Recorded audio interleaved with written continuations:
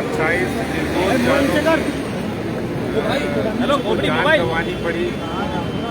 मुझे लगता है कि अगर हम प्रारंभिक तौर पर देखें तो ये बिल्कुल मेन रोड पर ये बिल्डिंग है और मेन रोड पर बिल्डिंग में आग लगने के काफ़ी देर के बाद फायर टेंडर आते हैं और उनके पास भी पर्याप्त व्यवस्थाएं नहीं होती हैं, जिसके कारण से रेस्क्यू ऑपरेशन बहुत देर तक शुरू नहीं होता है और जिसके कारण से निर्दोष जानें चली जाती हैं, लोगों को बाहर नहीं निकाला जाता है। मुझे जानकारी मिली कि जो लिफ्ट है, जो सीढ़ी है, वो उपलब्ध नहीं हो पाई थी समय से। अगर वो हो जाती तो बहुत सारे लोगों की जानें बचाई जा सकती। अभी जितने भी निर्दोष जानें गई हैं उनके प्रति संवेदना व्यक्त करता हूँ।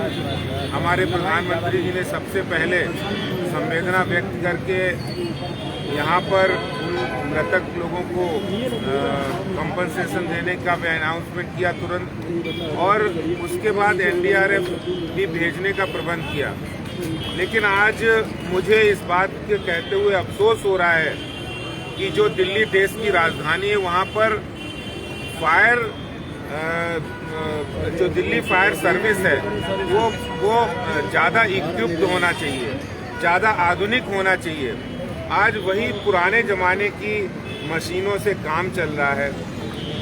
दिल्ली के अंदर तमाम ऐसे इलाके हैं जहां पर इस तरह की एक्टिविटी चलती है और फायर की एनओसी उनको मिली थी नहीं मिली थी ये तो फायर डिपार्टमेंट ही बताएगा। लेकिन जिस तरह से वहाँ जनरेटर चल रहा था, ये भी दिल्ली सरकार के ऊपर एक सवालिया निशान खड़ा करता है कि आप बिजली की आपूर्ति नहीं कर पा रहे, तो जनरेटर चल रहा था और वो जनरेटर के कारण आग लग सकती है। बाकी क्या वजह होगी वो सारी जांच की बात है। जहाँ तक कारपोरेशन की बात है, निगम के जो आयुक्त हैं उन्होंने तुरंत ही एक जांच कमेटी बनाई है जिसमें कुछ पॉइंट्स पर उन्होंने 48 घंटे के अंदर इसकी जांच हो, इसके लिए आदेश दिए हैं।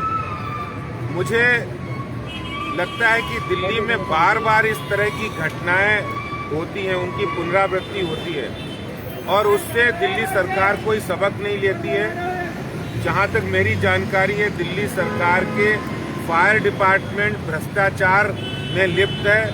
वो पैसे लेकर फायर की एनओसी देते हैं बिना कुछ देखे, बिना कुछ समझे, बिना कुछ सोचे। उन्हें किसी की जान की परवाह नहीं है। इसीलिए जिन 27 निर्दोष लोगों की जानें गई हैं उनके परिवार के लोगों को मूल्य चुकाना पड़ा है और साथ ही साथ दिल्ली को भी एक दर्दनाक हादसा देखना पड़ा है, देखने के लिए मजबूर होना पड़ा। मैं इतना ही कहना चाहता हूं कि आने वाले समय के अंदर इस तरह के घटनाओं की पुनरावृत्ति ना हो, इसके लिए कदम उठाए जाने चाहिए। फायर अप्रूवल, फायर सेफ्टी सबसे पहले है, जीवन सबसे पहले है, बाद में सब कुछ है। इस बात को कड़ाई से लागू होना चाहिए। जिस समय अर्पित होटल में आग लगी थी उसके बाद कई जगह आग लग चुकी है, लेकिन हर बार वही कहानी होती है, हर बार वही बात होती है, लेकिन उसके बाद कोई कदम नहीं उठाए जाते हैं। ये बहुत ही दुख की बात है। दिल्ली सरकार फायर अप्रूवल के लिए सिर्फ खाना पूर्ति करती है, एनओसी देने के लिए खाना पूर्ति करती है। इसके लिए जांच की जानी चाहिए। मैं इतना ही कहना चाहता हूं। दिल्ली के कैबिनेट मंत्री सचिन जैन ने आरोप लगाया है कि बीजेपी को बुलडोजर चलाने से फुर्सत नहीं है। वो लगातार लापरवाही एनसीडी के द्वारा जब आता है तो निर्माण में कुछ गड़बड़ियां आती हैं, दूसरे के इसका आरोप लगाया कि अवैध निर्माण की करते हैं और पूरी लापरवाही बरतते हैं, इस वजह से ऐसी घटनाएं होती है। देखिए, ये दिल्ली सरकार के मुख्यमंत्री समेत जितने मंत्री हैं इनको राजनीति करने से फुर्सत नहीं मिलती। ये 27 लोगों की जान चली गई और उस पर भी राजनीति कर। इन्हें अपने पार्टी का ही काम करने से फुर्सत नहीं मिल रही है। ये दिल्ली के बारे में क्या सोचे। दिल्ली में आज 70,000 करोड़ से ज्यादा बजट है। मेरे साथ मेरे नेता विपक्ष श्री रामवीर सिंह बिधूड़ी जी हैं। कितनी बार सवाल विधानसभा में उठाए गए कि आप फायर की व्यवस्था को आधुनिक बनाइए, दिल्ली देश की राजधानी है। आप दूसरे पर आरोप बढ़ना, जब भी अपने ऊपर बात आए तो दूसरे के ऊपर आरोप बढ़ना बहुत आसान होता है। इसका अर्थ ये नहीं कि बुलडोजर चल रहा है तो इसके कारण से कोई दिक्कत आई। दिक्कत उनके दिमाग में है।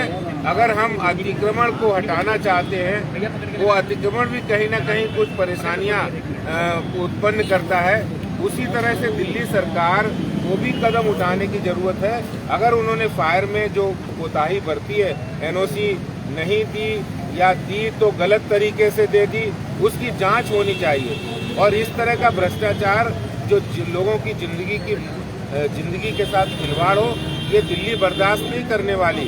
अब दिल्ली बहुत आगे जा चुकी है और ऐसे में आप इतनी पुरानी टेक्नोलॉजी की से मशीनों से काम ले रहे हैं। यहाँ पर 1-1.5 घंटे बाद तक जो लिफ्ट है वो नहीं आ पाई, क्रेन नहीं आ पाई, सीढ़ियाँ नहीं आ पाई।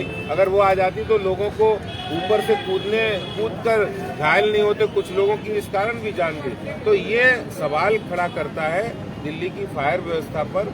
और मैं ये कहता हूँ कि जांच होकर सही बात सामने आएगी। जांच होकर सही बात सामने आएगी, कौन इसका दोषी है, उन दोषियों को भी सजा मिलनी चाहिए। लेकिन बाद में इसकी पुनरावृत्ति ना हो, इसके लिए अभी से कड़ाई बरतने की जरूरत है। आदेश जी, सबसे बड़ी चूक आप किस चीज को मानते हैं? इतनी बड़ी आग लग गई, क्या लगता है आपको मेन प्राइमा फेसी अगर देखा जाए सबसे जो मुख्य कारण है वो आप किसको मानते हैं?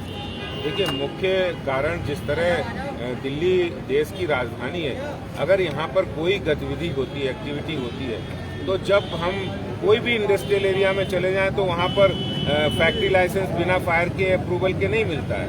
अगर फायर के अप्रूवल नहीं होगा तो नहीं मिलेगा, एनओसी होगा तो नहीं मिलेगा, बिना एनओसी के नहीं मिलेगा। तो सवाल है कि अगर ये एनओसी दिया गया तो गलत तरीके से दिया गया, क्योंकि एक ही गेट था, दूसरा गेट बंद था, या जो भी है वो तो जांच का विषय। लेकिन मुझे लगता है कि समय समय पर इसकी जांच होनी चाहिए और इसमें जरूर जो दुर्घटना हुई है, समय पर नहीं फायर टेंडर का पहुंचना दिल्ली सरकार का बहुत बड़ा फेलियर है।